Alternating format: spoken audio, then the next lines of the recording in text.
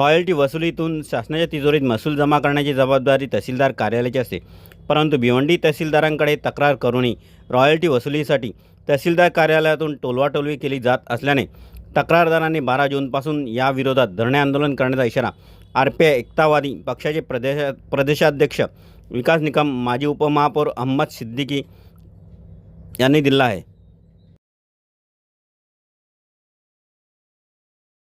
भिवंडीवाला builder व Quba builder यांनी जी रॉयल्टीची चोरी केलेली आहे या संदर्भामध्ये तहसीलदारांना पत्र दिल्यानंतर तहसीलदारांनी देखील या ठिकाणी आदेश काढले होते, परंतु त्यांच्या आदेशाचे पालन झालं नाही। त्याच्यामुळे भिवंडीचे सुज्ञ नागरिक म्हणून आम्ही माननीय मंत्री महोदय, कलेक्टर महोदयांना देखील भेटलो। त्यांनी आदेश काढून देखील इथले तहसीलदार किंवा इथलं जे प्रशासन आहे, संबंधित अधिकारी आहेत, ते कुठल्याही प्रकारे या ठिकाणी दाद देत नाहीत आणि चोरी जे करत आहेत त्यांना त्या ठिकाणी ते सहकार्य करत असतात, अशी आमची या ठिकाणी ठाम भूमिका आहे। या संदर्भात आम्ही वारंवार भेटल्यानंतर देखील ते उडवाउडीचीच उत्तरे मिळत आहेत। त्याच्यामुळं आज आम्ही सुज्ञ नागरिकांनी ठरवलेलं आहे की आमच्या शहराचा, आमच्या गावाचा या ठिकाणी महसूल बुडाला नाही पाहिजे, त्यासाठी आम्ही येणाऱ्या 12 तारखेपासून उपोषणाला बसणार आहोत, असं आम्ही त्यांना तहसीलदारांना थेट इशारा देत आहोत। भिवंडीतील आमच्या चाविंद्रा गावामध्ये survey number 63, 64, 66, 65, survey number 70, survey number 71, survey number 67, 9 आणि 99 चाविंद्रे ह्या सर्वे नंबरमध्ये कुबा बिल्डर्स आणि भिवंडीवाला बिल्डर्स यांनी आपल्या डेव्हलपिंगचं काम चालू केलेलं आहे। डेव्हलपिंगचं काम चालू करण्याच्या अगोदर त्या ठिकाणी रस्ता बनवण्यासाठी 100 फूट रस्ता बनवण्यासाठी आणि त्यांच्या बिल्डिंगा उभ्या करण्यासाठी त्यांनी भरपूर प्रमाणात गौण खनिजचा वापर केलेला आहे, उत्खनन केलेलं आहे।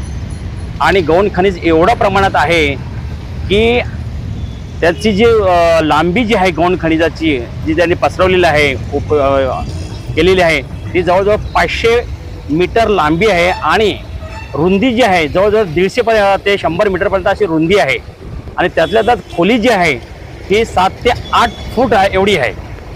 आणि जर आपण मेजरमेंट केलं या संपूर्ण गौण खनिजाचं तर लाखो ब्रास गौण खनिज त्या ठिकाणी या बिल्डर लोकांनी वापरलेलं आहे। आणि त्या संदर्भामध्ये आम्ही एक दक्ष नागरिक म्हणून भिवंडीचे मी तक्रारी अर्ज 5/5/2026 केला। त्याच्या अनुषंगाने तहसीलदार साहेबांनी अति तात्काळ असा आदेश काढला की त्या सदरच्या जागी पाहणी करून, स्थळ पाहणी करून ताबडतोब मेजरमेंट घेऊन त्यांनासाठी एक टीम पाठवली आणि त्यांना तारीख दिली 18/5/2026।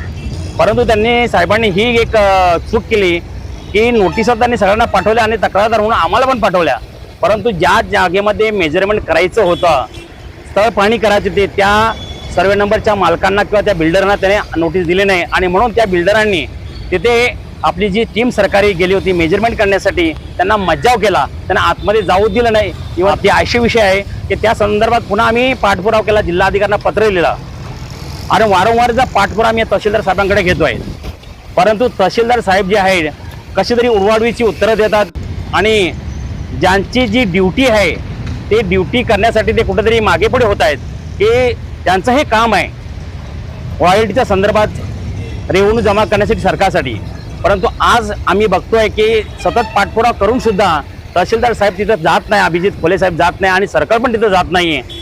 ही अत्यंत खेदाची बाब आहे आणि त्यातल्या त्यात विषय की करोडो रुपयाचा रेव्हेन्यू महसूल बुडवण्याचं काम जे आहे आपले सरकारी अधिकारीच टोलवाटोलवी करून करत आहेत। आम्ही जे रॉयल्टी चोरी संदर्भात तक्रार केली होती मेमध्ये, जवळजवळ एक महिना उलटून गेला, कुठलीही कारवाई होत नाही। आम्ही बावनकुळे साहेबांना भेटलो, बावनकुळे साहेबांनी स्वतः त्यांच्या फोनवरून मला फुलायला दिलं, मी कलेक्टरांशी सुद्धा बोललो, परंतु कलेक्टर प्रांत यांनी वारंवार तहसीलदार साहेबांना सांगून सुद्धा कुठलीही कारवाई होत नाही।